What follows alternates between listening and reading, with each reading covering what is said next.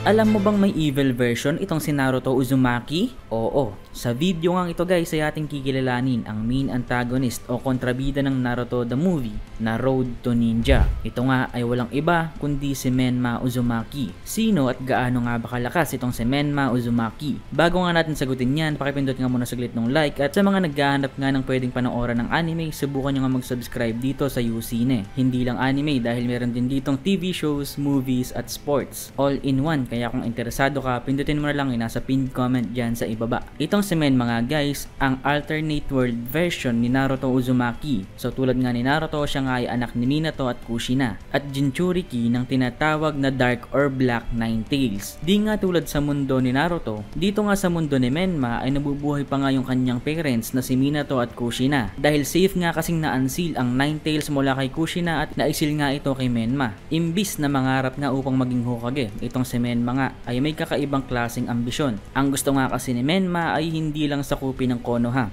kundi kontrolin at sakupin na rin ang buong mundo. Kaya naging libangan nga nitong si Menma ang kumidnap at maghunt ng mga ninja na may kakaiba at unique na Kekkei abilities na kanyang ang kinokolekta para sa purpose ng kanyang mga ambisyon, mainly sakupin at kontrolin ng buong mundo. Pagdating nga sa pakikipaglaban ay matindi nga yung mga ability nitong si Menma. Mayroon nga siyang sobrang laking chakra reserves, dala nga rin ng siya nga ay isang Jinchuriki ng Black Nine Tails. At ang kaibahan nga niya kay Naruto ay wala nga siyang tetragram seal sa kanyang abdomen, dahilan kung bakit kapag naglabas nga ng Nine Tails chakra itong si Menma ay sagad-sagad talaga. Hindi katulad kay Naruto na paunti-unti at leakage lang ng Nine Tails chakra yung nilalabas niya sa early parts ng Naruto at Naruto Shippuden. Kaya dahil nga rin dito ay nagagawa nga ring ma-access ni Menma yung kabuuan ng chakra ng Black Nine Tails. Kaya ngang gumawa ni Menma ng Biju Dama level na Rasengan na tinatawag nga niyang Spiraling Ring. Habang yung second version naman ito, ang Great Spiraling Ring, ay may lakas nga na sapat para patagin ang buong Konoha sa isang iglap dahil sa tindi ng lakas na to. Parang Rasen Shuriken times 20 guys yung lakas nito. Nakita nga rin natin na ginamit yan ni Menma dito sa movie.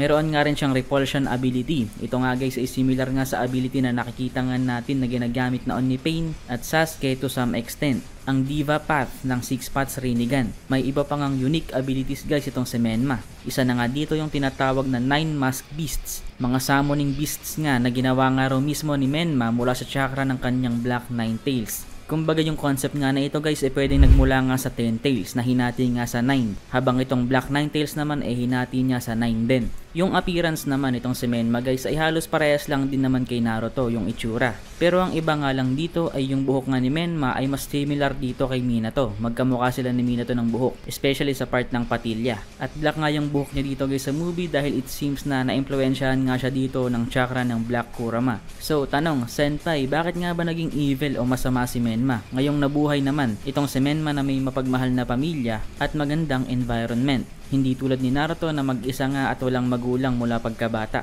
Well, ang sagot nga dyan ay unang-una itong alternative world nga na ito ay isang mundo nga guys na ginawa ni Obito. Ito nga ay isang Tsukuyomi world. Kaya kaya nga niyang gawing masama yung Naruto sa mundong ito kung gugustuhin niya. Pwede nga nating sabihin sinadya itong gawin ni Obito dahil gusto nga niyang i-project yung nangyari sa kanyang buhay dito sa buhay ni Menma sa mundong ito. Upang subukan nga ring baguhin yung pananaw ni Naruto at syempre pahirapan si Naruto na natrap nga sa mundong ito. Pangalawang rason at dahilan nga guys, ito nga kasi yung resulta ng impluensya ng Nine Tails dito kay Menma. Dahil wala ngang seal sa katawan si Menma dito, naging malakas nga yung impluensya na pwedeng ibigay sa kanya ng Nine Tails at naapektuhan nga dito yung emosyon at ambisyon nitong si Menma. Kumbaga sulsol nga rin talaga kasi guys itong si Kurama. Matatandaan naman natin kahit kay Naruto noon, sulsol talaga si Kurama, sadyang malakas lang talaga yung mentality ni Naruto kaya hindi siya sumusuko sa mga impulses at kagustuhan ni Kurama na maging masama si Naruto at magiganti sa buong mundo. So, gaano nga ba kalakas si Menma compared kay Naruto? Ayon nga sa sources guys, itong full-powered Menma nga sa movie ay mas malakas pa kaysa sa Sage Mode Naruto.